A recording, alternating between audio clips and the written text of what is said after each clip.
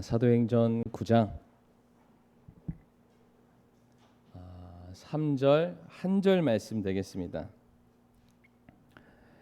사도행전 9장 3절 말씀 같이 한번 읽겠습니다. 시작. 사울이 길을 가다가 다마스쿠스에 가까이 이르렀을 때에 갑자기 하늘로부터 빛이 나와 그를 둘러 비추더라. 아멘. 말씀 위에 함께 기도하겠습니다. 사랑과 은혜가 많으신 아버지 하나님, 저희들을 구원해 주심을 인하여 감사를 드리옵니다. 흑암 속에서 아무런 소망 없이 갈 길을 잃고 헤매던 저희들을 빛 가운데로 불러주시고 하나님의 귀한 자녀 삼아주셔서 이제는 지옥이 아니라 천국을 소망하는 그런 복된 은혜를 저희들에게 허락해 주셔서 감사를 드립니다. 이 시간 저희들 빛의 자녀답게 우리들의 삶이 더욱더 변화될 수 있게 도와주옵시고 구별될 수 있게 도와주옵시고 그 빛을 발하는 하나님 그러한 삶을 저희가 살아가기를 아버지 원하옵니다. 오늘 말씀을 통해서 다시 한번 저희들을 또 가르쳐 주시고 권면하여 주시고 새 힘 허락하여 주시옵소서. 예수님의 이름으로 기도를 드리옵니다. 아멘. 자리에 앉으시겠습니다. 오늘은 사도행전 9장 3절 한 절의 말씀을 통해서 빛으로 오신 예수님이라는 제목을 함께 말씀을 나누도록 하겠습니다. 오늘 설교의 중요 요점은 이제 원포인트 강해 설교입니다. 이제 한 가지 주제를 놓고서 이제 그 메시지만 명확하게 기억하는 시간들이 되기를 원합니다.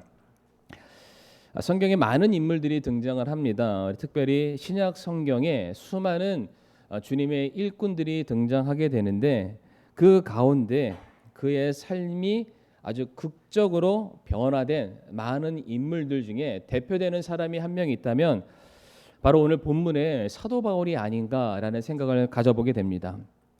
이제 본문에서는 사울이 되어 있죠. 예수님을 만나기 이전, 회심하기 이전에 이제 사울이다. 그러니까 제가 설교를 하다가 사울이라고 했다가 바울이라고 했다가 왔다 갔다 해도 조금 이해해 주시기를 바랍니다. 자, 이 사울이 예수님을 만나기 이전과 이후에 그의 삶에 분명한 변화가 있습니다. 우리가 아는 것처럼 예수님을 만나기 이전에는 예수님을 핍박하는 사람이었다면 예수님을 만나고 난 이후에는 예수님으로 말미암아 핍박을 받는 삶을 살게 됩니다. 우리가 구원받은 하나님의 자녀잖아요. 그러니까 예수님을 내 개인의 구주로 영접해 드렸습니다. 우리는 그 예수님을 생명처럼 여기고 있고요. 그 예수님을 우리들의 주인으로 모시고 살고 있습니다. 그 예수님이 그냥 단순히 내 친구와 같은 분, 이웃 사람 그 정도의 분이 아니시라 천지를 주관하시고 모든 것을 창조하시고 모든 것의 주권을 가지고 계신 분이십니다. 그분께서 말씀하시면은 모든 것들이 지은 바 되고요. 그분이 말씀하시면은 모든 것들이 말씀하신 대로 운행하게 되어 있고요. 또한 그분이 말씀하시면 살아있는 것도 죽고 죽어 있는 것도 살게 됩니다. 그러니까 그만큼 엄청난 분이 그러니까 우리 안에 들어오신 거예요. 그러니까 예수님을 영접해 드렸다는 것은 우리가 감히 상상할 수도 없는 엄청난 그 분을 우리가 모셔드린 겁니다. 제가 뭘 얘기하려고 하는 건가요?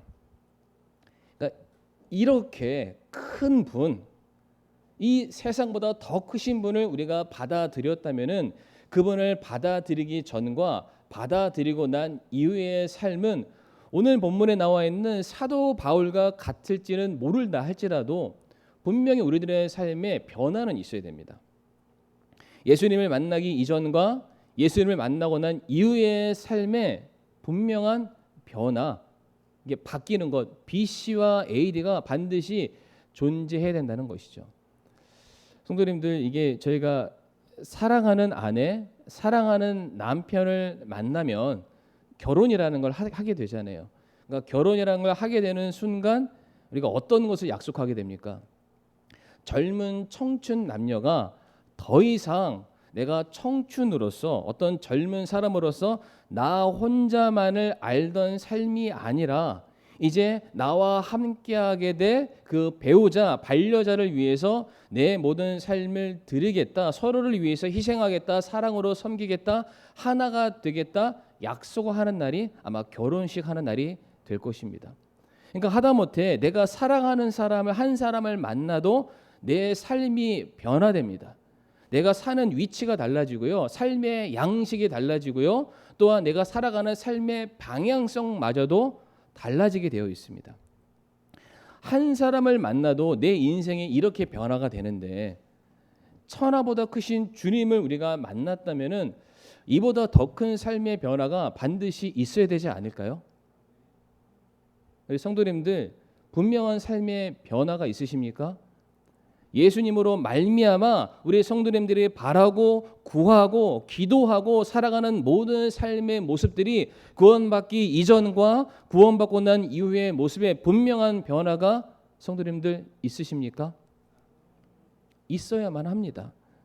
이게 누군가 비교해서 내 변화가 너보다 더 크다, 그러니까 나는 진짜 구원받았고 내 구원이 더 크다, 이런 것을 따지려 하는 것이 아니라 내가 주님 만나기 이전에는 삶의 소망도 없었고 내가 어떻게 해야 내 생명의 문제를 해결할까 고민하고 갈등하고 눈물 흘리고 내가 뭔가를 부여잡고 씨름하는 그런 삶을 살았다면 분명한 사실은 내가 예수님을 만나고 난 이후에는 이와 같은 문제를 우리가 더 이상 고민하면 안 된다는 겁니다. 주님으로 인해서 내가 정말로 삶의 소망을 가지고, 그리고 내가 장차 내가 들어가게 될 천국에 대해서 기대하고 바라고 기뻐하는 삶을 우리가 살고 있는가, 우리 성도님들 정말로 한번 스스로를 돌아보는 이 시간들이 되기를 바라겠습니다. 오늘 본문에 이 바울이, 사울이랬던 이 사람이 예수님을 만나기 이전에는 율법에 심취했던 사람이었습니다. 율법을 지키는데 누구보다 앞장섰던 사람이었고, 그래서 그 율법을 위해서라면은 기꺼이 사람 죽이는 거 하나는 눈 깜짝하지 않는 그런 사람이기도 했습니다. 성전을 모독하고 스스로 하나님의 아들이라고 선언했던 나사렛 예수를 믿고 따르는 무리들을 사울은 감히 그가 인정할 수가 없었습니다. 그래서 그와 같은 사람들이 있는 곳이라면은 장소와 거리를 마다하지 않고 그것을 쫓아가서 그 사람들을 핍박하고 더 이상 그 사람들이 주님의 이름을 증거하지 못하도록 만들었던 사람이 사울이라는 것을 우리가 잘 알고 있습니다. 그래서 우리가 지난 시간에 살펴봤던 것처럼 이 사울이 제사장으로부터 권한과 위임을 받고요, 예루살렘으로부터 무려 200km 이상 떨어진 다마스쿠스로 향하게 되고, 그곳에서 여전히 주의 이름으로 복음을 전하고 모임을 갖고 찬양하는 무리들을 죽이러 지금 걸어가고 있는 그런 상황이었습니다. 그런데 우리 지난 시간에도 나눴지만은 이 사울이 주의 길을 걸어가고 있는 주의 제자들을 쫓아가던 바로 그날 사울이 누구를 만납니까? 영광 가운데 나타나신 주님을 만나게 됩니다. 바로 이날이 사울의 인생이 바울로서 바뀌게 되는 그의 삶의 놀라운 삶의 터닝 포인트, BC가 AD가 되는, 비포가 애프터가 되는 그런 삶의 놀라운 변화가 일어나게 되는데, 자, 그러면은 과연 사울의 인생 가운데 어떠한 일이 있었길래 사울의 이와 같은 변화가 그의 삶에 일어날 수 있게 된 것인가? 오늘 성도님들 설교 제목 아시죠? 설교 제목 한번 크게 외쳐주시길 바랍니다. 시작. 빛으로 오신 예수님. 빛 가운데 나타나신 주님을 사울이 만나게 됩니다. 오늘 본문 9장 3절 말씀 보게 되면 사울의 길을 가다가 다마스쿠스에 가까이 이르렀을 때 갑자기 하늘로부터 빛이 나와 그를 둘러 비췄다라고 말하고 있습니다. 어떠한 빛이 이 성도들을 붙잡으러 달려가고 있는 사울을 향해서 비추게 됩니다. 근데 이 빛이 단순히 사울의 얼굴만을 향했던 것이 아니라 그가 서 있는 그 장소를 둘러 비치는데 그 빛이 얼마나 찬란하고 장렬했던지 간에 사울이 가던 길을 멈추고 웅크러듭니다. 그리고 감히 고개를 들지 못하고 5절 말씀 보게 되면은 스스로 그 빛을 향해서 주여 니시오니까 대체 누구시길래 나로 하여금 내가 더 이상 내 갈 길을 가지 못하도록 막아서는 이 찬란한 빛의 정체가 누구이십니까? 라고 묻는 장면이 있습니다. 자, 그런데 성도님 저를 한번 보시고요. 지금 이 사도행전 9장에서 사울이 이 다마스쿠스를 가는 길에 주님을 만났던 그 사건을 기록을 하고 있는데 이 사건에 대해서 사도행전 안에서만 동일한 이 사건이 3번 등장합니다. 그러니까 사도행전 9장에 한번 나타나고요.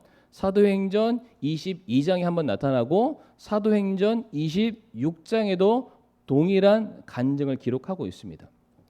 각각의 간증을 우리가 살펴보게 되면은 이 9장에 있는 사건이 조금 더 구체화되고 우리가 조금 더 묘사될 수 있는 부분들을 살펴볼 수가 있는데 사도행전 22장 6절 말씀에 동일하게 사울이 이제 바울이 그때의 상황을 고백하기를 내가 길을 가다가 다마스쿠스에 가까이 갔을 때에 정오쯤 되어 갑자기 하늘로부터 큰 빛이 나와 나를 둘러 비추었다라고 말하고 있습니다.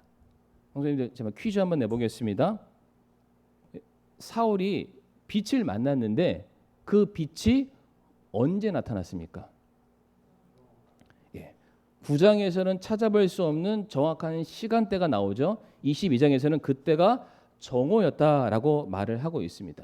그러니까 사울이 가던 길에 한밤중에 가던 중에 빛을 만난 게 아니고요. 새벽녘에 가던 길에 만난 게 아니고 해가 뉘어질 때가 아니라 가장 해가 찬란하게 비치게 돼 12시 태양이 우리 머리 정확하게 정가운데 위에 있던 바로 그 시간에 사울이 영광 가운데 빛으로 나타나신 주님을 만났다라고 되어 있습니다.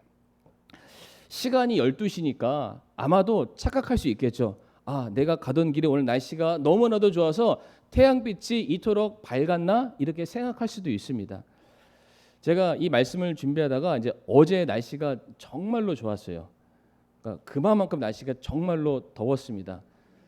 땀이 많은 저로서는 그 날들 하루하루가 너무나도 이제 고되고 곤욕스럽습니다. 그런데 이 말씀을 준비하면서 과연 사울이 경험했던 그 빛은 어땠을까라고 궁금해서 제가 눈으로 태양을 한번 봤습니다. 굉장히 제가 어리석은 짓을 했더라고요. 채 10초를 눈을 뜨지를 못하겠더라고요. 속으로만 세봤어요. 19 이렇게 너무 밝아서 이게 뭐 5초도 못 가더라고요. 자, 그런데 오늘 본문에 이 바울이 바라봤던 그를 둘러쌌던 그 광채가 태양빛인가? 이어지는 사도행전 26장 13절 말씀 보게 되면 그것이 태양이 아니었음을 말해주고 있습니다. 26장 13절 말씀 우리 성도님들 같이 한번 읽어주시겠습니까? 시작.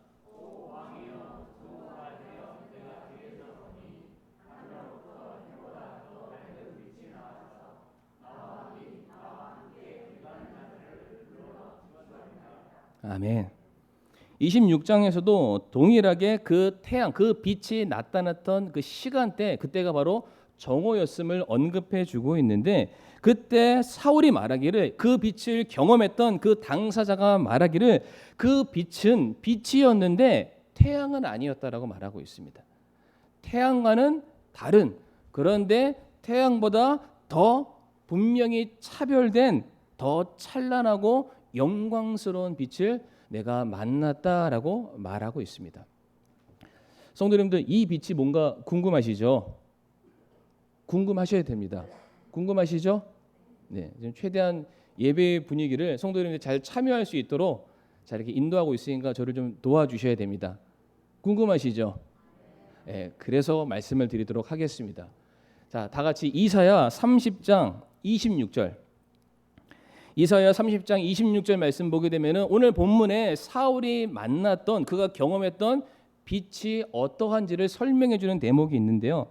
30장 26절 말씀 보게 되면 또 주께서 자신의 백성의 찢어진 곳을 싸매시고 그들의 매 맞은 상처를 치유하시는 날에 달빛은 햇빛 같고 햇빛은 7배나 되어 7날의 빛 같으리라라고 되어 있습니다. 그러니까 배경을 간단하게 설명드리게 되면은 이스라엘 백성들이 이제 전쟁을 앞두고서 포로의 위기 가운데 그들이 처해 있습니다. 그때 하나님께서 이사야 대언자를 보내서 이스라엘 자기 백성들을 향한 하나님의 약속의 메시지를 주시는데 그 내용이 뭐냐면 그날에 너희가 어려움과 환난과 고난을 맡고 있는 그 날에 주께서 너희의 소유자께서 너희의 왕께서 너희를 그냥 두지 않으실 거다. 그분께서 반드시 너희를 돌아볼 것이고 그분께서 반드시 너희를 치유할 것이고 너희를 구원해 주시게 될 것이다. 그런데 그 주님이 너희에게 오실 텐데 나타나실 텐데 마치 영화 장면 보게 되면 주인공이 나타나면은 뒤에서 어떤 배경 효과가 있나요? 좁은 골목에 멋있는 주인공이 쫙 나타나면은 뒤에서 스포트라이트 한 사람을 쫙 비춰주니까 이 사람이 뭔가 빛인가 사람인가 구분 못하는 마치 그러한 모습처럼 주님께서 빛의 모습으로 등장하시게 되는데 그 빛이 얼마나 찬란하기에 달빛이 뭐처럼 빛난대요? 햇빛처럼 빛나고 햇빛은 7날을 합친 그 빛보다 더 강렬한 빛으로 오시게 될 것이다. 그 빛의 주님께서 흑암 가운데 고난 가운데 어둠 가운데 눈물 가운데 있는 그 성도들을 건져 주시기 위해서 오실 것이다. 이미 이 약속이 이사야 30장에 기록되어 있었고 그 빛의 주님께서 오늘 본문에 누구를 만나러 오셨나요? 훗날 바울로 바뀌게 될 훗날 주님의 복음을 위해서 그의 일평생이 쓰여지고 사용되어지는 주님의 귀한 일꾼이었던 바울의 인생 가운데 나타나시게 됩니다. 그런데 성도님들 이 빛이 단순히 그냥 그 광채가 7배나 더 비치니까 그러니까 이것이 신기하다 이것이 놀랍다 그렇지 않습니다. 성경은 우리에게 말씀하시기를 그 빛이 이 세상과는 다른 뭔가 특별한 것이 그 안에 담겨져 있다라고 말씀하시는데 우리가 다 같이 요한복음 1장 4절부터 5절까지 말씀 보겠습니다. 요한복음 1장 4절에서 5절 말씀 같이 한번 읽어볼까요? 시작.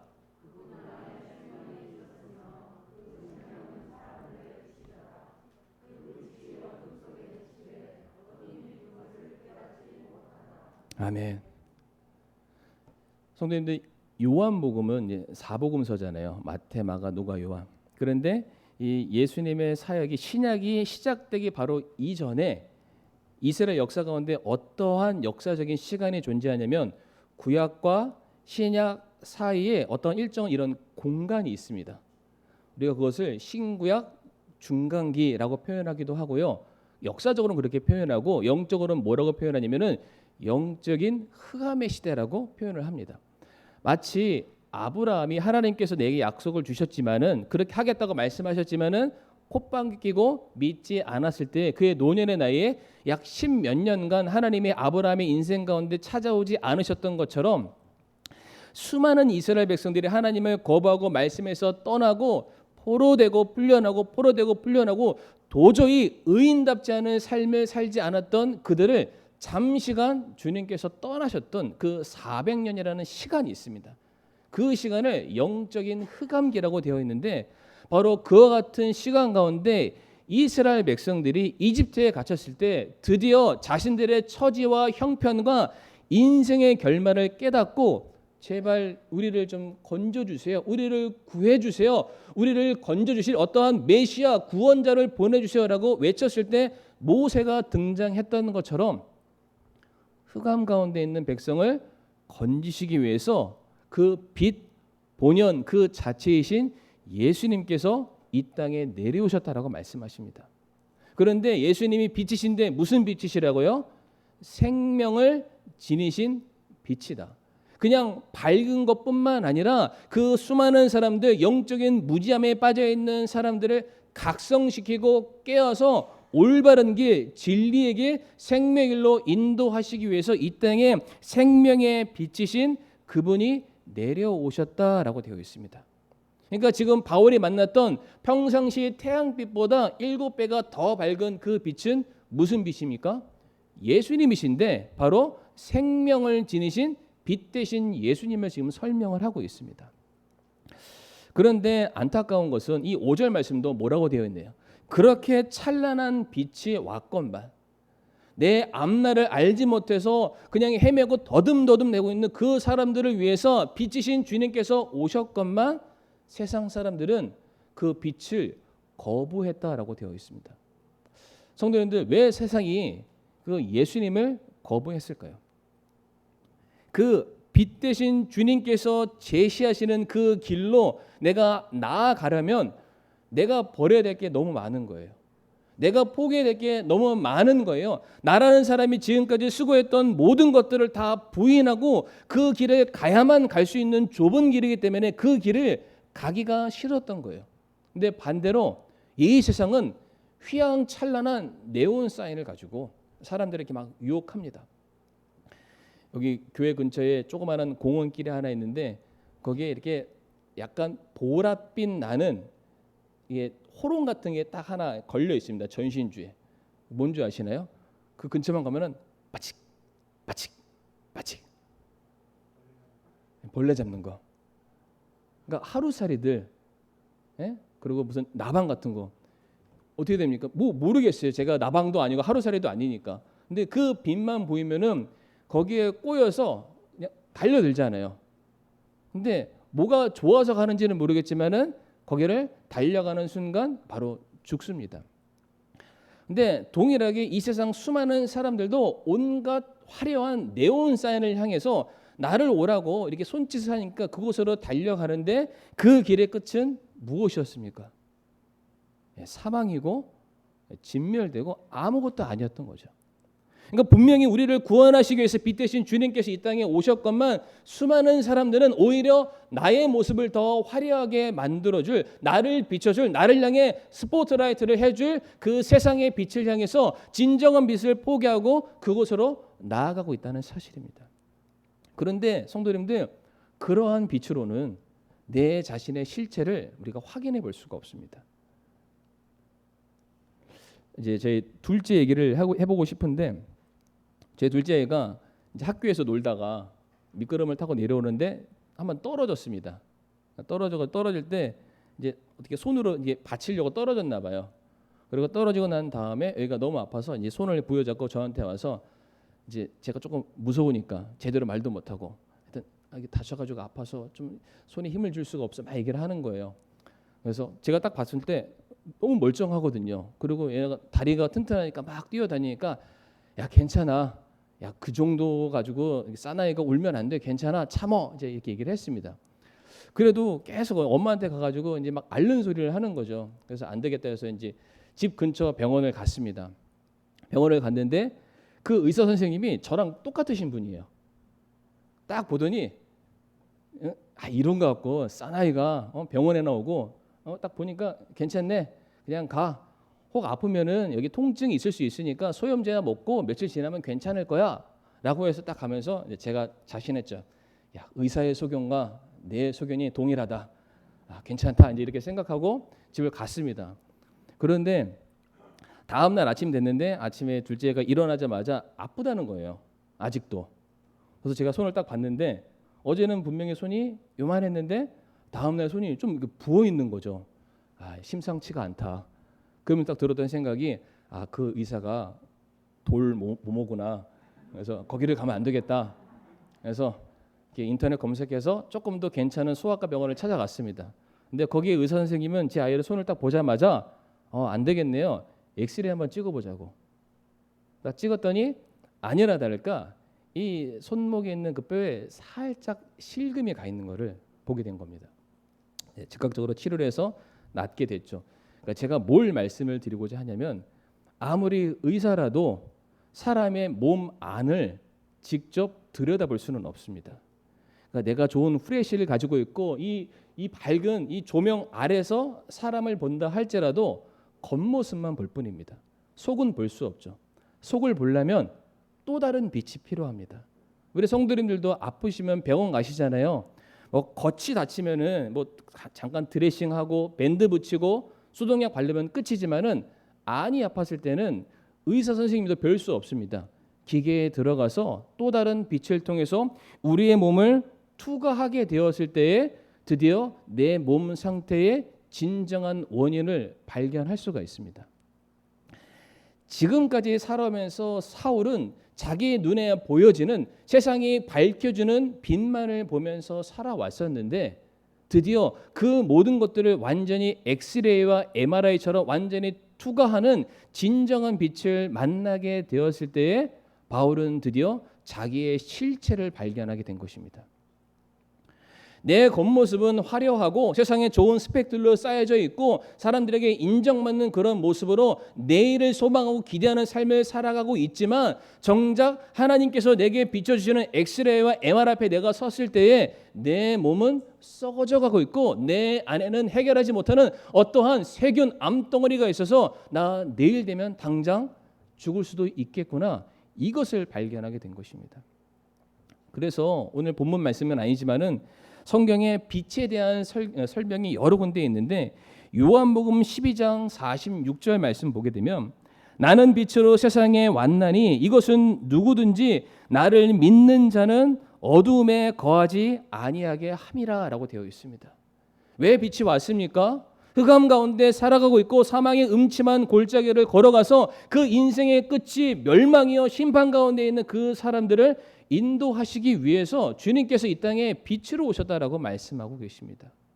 뿐만 아니라 고린도후서 4장 6절 말씀 보게 되면 빛에게 명령하사 어두움 속에서 빛을 비추게 하신 하나님께서 우리 마음의 빛을 비추사 예수 그리스도의 얼굴에 있는 하나님의 영광을 아는 빛을 주셨다라고 되어 있습니다. 예수님을 통해서 우리가 무엇을 발견할 수 있냐면 하나님께서 나를 얼마나 사랑하고 계시는지, 그 방금 전에 말씀했던 이사야 말씀처럼 우리를 건져내시고 우리를 치유하시고 우리의 갈 길을 인도하시고 자기 자녀로 반드시 만들어내시겠다고 많은 그 하나님의 놀라운 약속의 빛을 드디어 오늘 본문에 있는 사울이 만나게 된 겁니다. 드디어 자기 자신의 실체를 온전하게 돌아볼 수 있는 시간을 이 사울이 갖게 된 겁니다. 그래서 사울이 그 빛이 자기 몸을 딱 투과하고 났을 때 뭐라고 고백하냐면 본문 사도행전 9장 8절에서 9절 말씀드리겠습니다.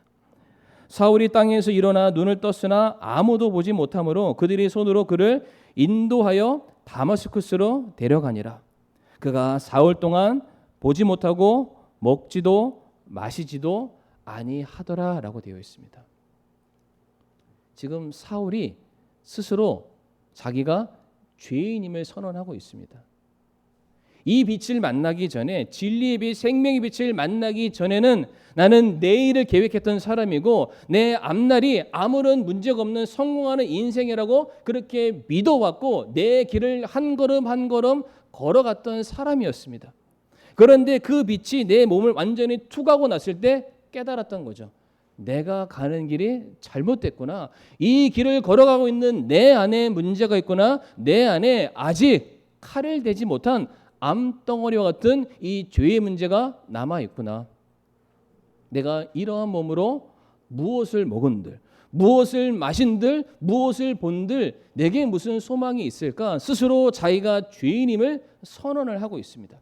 마치 예수님께서 십자가에 못 박혀 돌아가시고 나서 무덤에 3일 밤낮을 계셨던 것처럼 사울 역시 예수님의 영광의 빛, 구원의 빛을 만나고 난 그 이후 3일이라는 그 시간 동안 철저하게 자신이 죄인이고 죄로 말미암아 죽음에 이를 수밖에 없다는 것을 이 3일이라는 시간을 통해서 분명히 드러내고 있었던 것입니다. 그리고 그 이후에 이제 더 이상 사울로 불리지 않고요, 바울로 불리게 됩니다.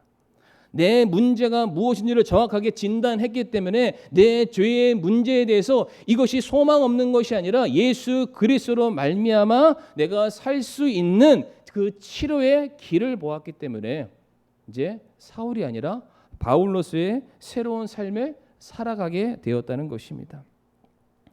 사랑하는 성도님들, 우리가 빛 대신 예수 그리스도 안에 살지 않는다면, 주님께서 우리에게 비춰주시는 그 말씀을 통한 그 길을 우리가 걸어가지 않는다면 분명한 사실은 그 길의 끝은 아무리 주변에 화려한 네온 사인이 많다 할지라도 그 길의 끝은 사망이요 멸망이라는 사실을 잊지 마시기를 바랍니다. 그러나 주님께서 우리에게 비춰주시는 주님의 빛, 생명의 빛, 진리의 빛 안에 우리가 걸어가기를 작정하고 결단한다면 우리가 이 말씀 같이 읽기 원하는데요. 이사야 60장 19절에서 20절 말씀, 이 말씀은 저희가 한 목소리로 같이 한번 읽어보겠습니다. 시작.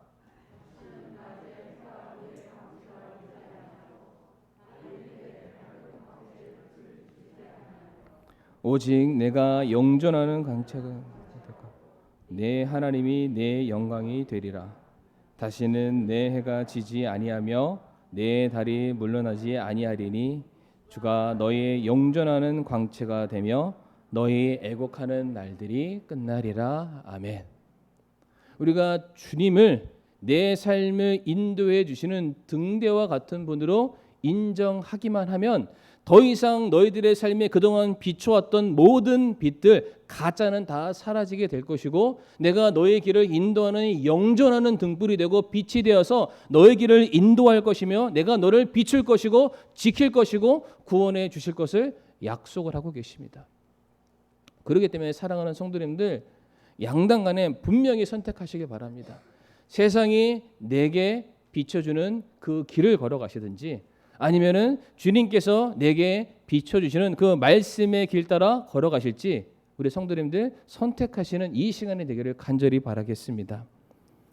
자, 이제 말씀을 마무리하기를 원하는데 지금까지 제가 이 한낮에 정오에 영광의 빛으로 나타나신 주님을 만났던 사울에 대해서 말씀을 드렸는데 성경에 이 사울을 제외하고서도 정오 한낮에 빛 대신 주님을 만났던 두 사람이 등장을 합니다. 서로가 극단의 대비를 이루고 있는 사람인데 첫 번째 사람이 누구냐면은 바로 빌라도라는 사람입니다. 빌라도. 요한복음 19장 말씀 보게 되면은 이제 예수님께서 이제 가룟 유다가 예수님을 배반하고 붙잡혀 와서 빌라도 법정 앞에서 신문을 받으시는 그 장면이 요한복음 19장의 배경이 되는데 14절 말씀에 그날은 6월절의 예비일이요 때는 6시쯤이더라. 그가 유대인들에게 이르되 너희 왕을 보라 하거늘이라고 되어 있습니다. 성경에 나와 있는 시간은 오늘날 우리의 시간으로 환산하려면 그 시간에 항상 6을 더하시면 됩니다. 6시에 6을 더하면 12시죠. 바로 정오 대낮을 의미하게 되겠습니다. 그러니까 예수님께서 빌라도 법정에 지금 붙잡혀 있던 시간이 언제냐? 한낮 정오 12시가 되겠습니다. 지금 빌라도 앞에 지금 그의 머리 위에는 태양처럼 장렬하는 빛이 있었겠지만 분명한 것은 그 빛보다 7배나 더 찬란하게 빛나는 우리 머리에 있는 태양빛과는 분명히 차별되는 진리의 빛 대신 예수님이 지금 빌라도 앞에 계십니다. 지금 빌라도는 그 예수님으로 말미암아 그의 모든 삶의 문제를 해결할 수 있는 기회가 그에게 주어졌고요. 예수님을 통해서 진정한 메시아를 만날 수 있는 기회가 주어졌고 예수님을 통해서 그의 모든 죄의 문제를 받을 수 있는 기회가 그에게 주어졌습니다. 그런데 우리가 아는 것처럼 빌라도가 어떠한 결정과 어떠한 선택을 내리게 됩니까? 자기 앞에 있는 군중들의 시선을 의식했습니다. 그리고 자기 머리 위에 있는 상관이죠. 로마 정부와의 관계를 의식했습니다. 세상에서 사람들 앞에 드러나게 되는 내 모습, 나를 향한 영광의 빛을 계속해서 지금처럼 누리고자 이 빌라도는 예수님이 죄 없으신 분임을 알매도 불구하고 예수님에게 채찍질을 가했고요. 예수님에게 모욕과 수치를 가했고 결국에 이 예수님을 십자가에 못 박아 죽도록 선고를 내리게 됩니다. 성도님들, 빌라도는 예수님이 죄 없는 분이심을 알았습니다. 이 세상과는 전혀 다른 순수한 빛이라는 것을 그가 알고 있었지만은 빌라도가 무엇을 선택했나요? 자기 앞날에 이 세상이 마련해 준 그 창창한 빛의 길을 걸어가기 위해서 진정한 빛 대신 예수님을 그가 포기하고 말았습니다.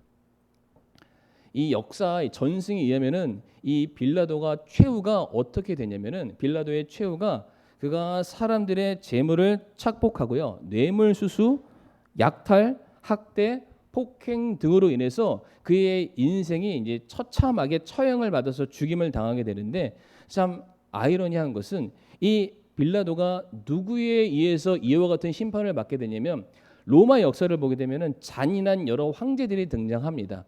우리가 잘 아는 대표적인 잔인한 황제가 네로라는 황제가 있고요. 또 하나 유명한 사람이 칼리큘라라고도 하는 그런 사람이 있는데 이게 폭군으로서 유명한 사람입니다. 그 사람이 빌라도를 심판했습니다. 그의 탐욕스러움, 자기 인생을 위해서 자기의 소욕을 얻기 위해서 예수님마저도 버렸던 그 사람을 이 세상이 그들의 이름으로 빌라도를 심판하고 죽이게 되었다는 사실입니다. 그런데 이 빌라도 말고 또 한 사람이 등장하게 되는데 한낱 정오에 예수님을 만났던 또 다른 사람 누구냐면은 바로 사마리아 여인이 되겠습니다. 우물가에서 예수님을 만났던 사마리아 여인.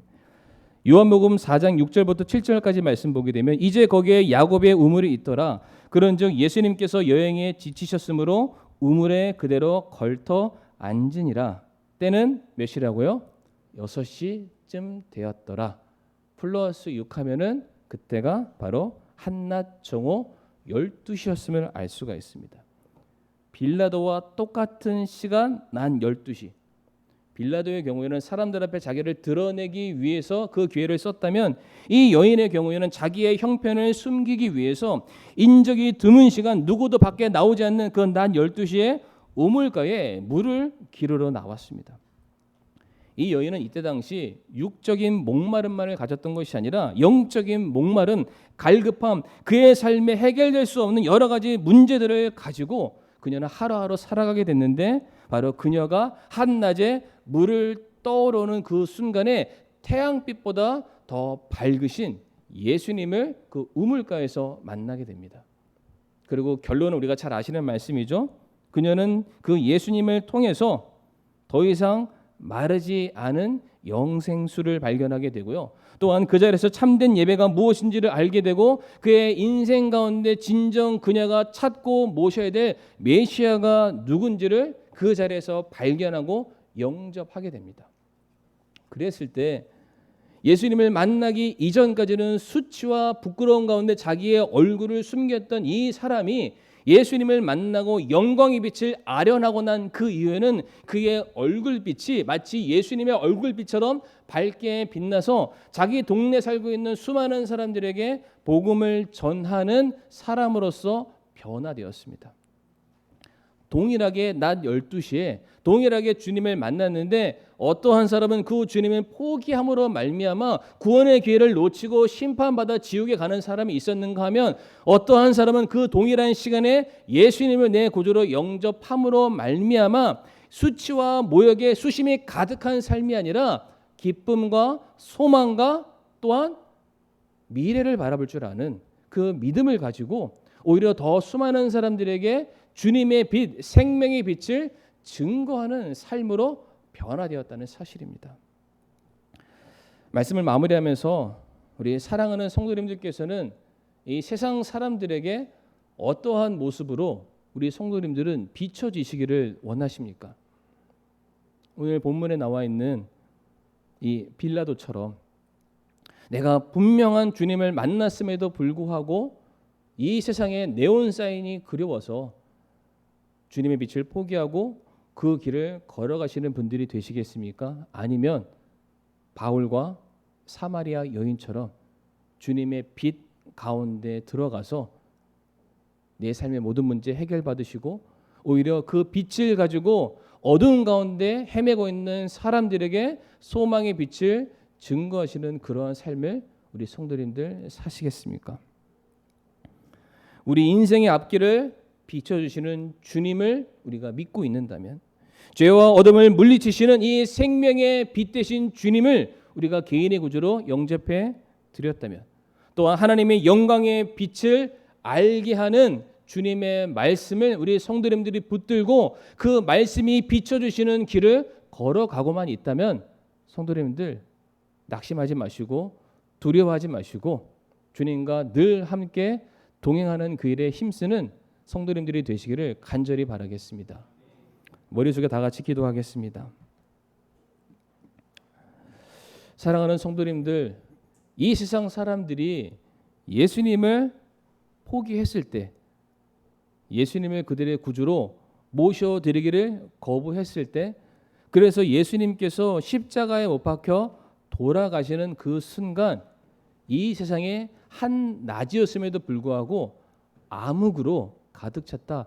이 세상이 빛을 잃었다라고 되어 있습니다. 예수님이 없는 삶은 빛이 없는 삶입니다.